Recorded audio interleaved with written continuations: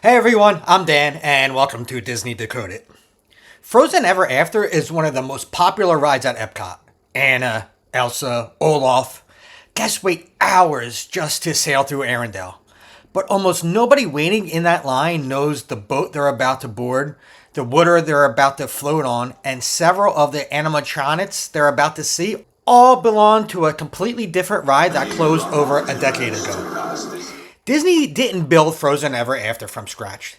They built it inside the bones of an attraction called Maelstrom, and pieces of it are still hiding in plain sight right now. Today we're decoding what Disney kept, what they hid, and the engineering first that makes this ride unlike anything Disney had built before. Before Frozen Ever After existed, this corner of the Norway Pavilion was home to Maelstrom, a Viking-themed boat ride that opened in 1988. Guests sailed past trolls, polar bears, and oil raids while learning about Norwegian history and mythology. It was Epcot's first thrill ride, and it ran for 26 years. Maelstrom closed permanently on October 5th, 2014. And here's the detail most guests never think about. Disney didn't tear the building down and start over. According to Imagineering creative executive Kathy Magnum, Maelstrom was essentially gutted with only the original water flume track remaining. Frozen Ever After reused the entirety of that layout. Same ride vehicles, same general path through the building. The Viking ship boats you board today are the exact same boats guests rode through Maelstrom for 26 years. Disney just changed what they sail past. This is where it gets interesting. Disney didn't just reuse the track and the boats. They hid actual pieces of Maelstrom directly inside the new ride.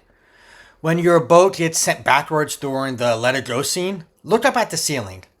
That swirling light effect is the same exact effect Maelstrom used for its Troll Valley scene. The moment trolls cast a spell and sent your boat backwards over a waterfall. Disney didn't rebuild that effect. They kept it and changed what's happening underneath it. The puffins you see standing on the rats near the end of the ride aren't new animatronics either.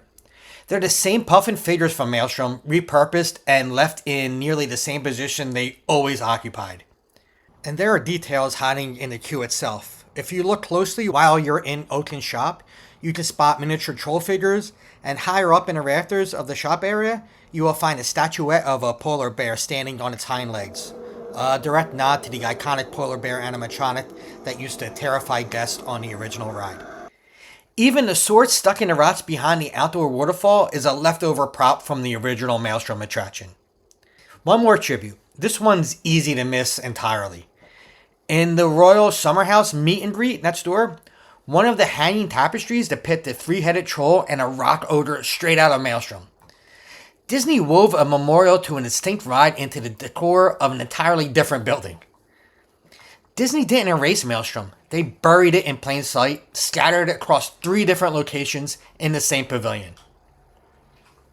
Frozen Ever After looks like a typical Disney dark ride with audio animatronics. It's not typical at all. Every previous audio animatronic Disney had ever built ran on either pneumatics or hydraulics. Frozen Ever After features the first all-electric audio animatronics Disney had ever produced. There are no air systems and no hydraulic lines.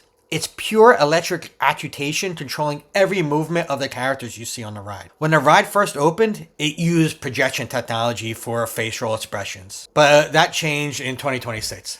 Disney completely replaced the heads of Anna, Elsa, and Kristoff figures with fully articulated physical faces. These updated animatronics, which draw inspiration from the version that opened in Hong Kong Disneyland in 2023, provide a much more true-to-film look than the original projection systems ever could. So while you are watching Olaf comically fail to remember the lyrics to For the First Time in Forever, you are watching the most technologically advanced animatronic system Disney had built up to that point. All running on a track system designed in 1988 for a completely different ride. The most physically memorable moment of the ride is the backward acceleration during the Elsa Ice Palace scene. Your boat suddenly reverses and picks up speed past a series of icy vignettes before turning forward again for the final drop into Arendelle. That reversing mechanism is the same physical track feature Maelstrom used to send guests backwards towards the trolls. Disney didn't engineer a new way to move your boat unexpectedly. They took a 1988 ride mechanism designed to scare guests with angry trolls and repurposed it to make you feel like you're caught in Elsa's magic instead. The emotional context completely changed. The physical engineering making it happen never did. Frozen Ever After is easy to experience as a brand new Frozen themed boat ride. It's not new at all. It's running on a track laid down in 1988. It's using boats built for a Viking voyage. It's hiding troll statues, puffin animatronics, and a swirling ceiling effect from a ride most current guests have never heard of. And it's doing all of that using their first fully electric audio animatronics Disney ever built. Next time you're sent backwards during Let It Go, remember that exact mechanism used to send guests backwards into the path of angry Norwegian trolls.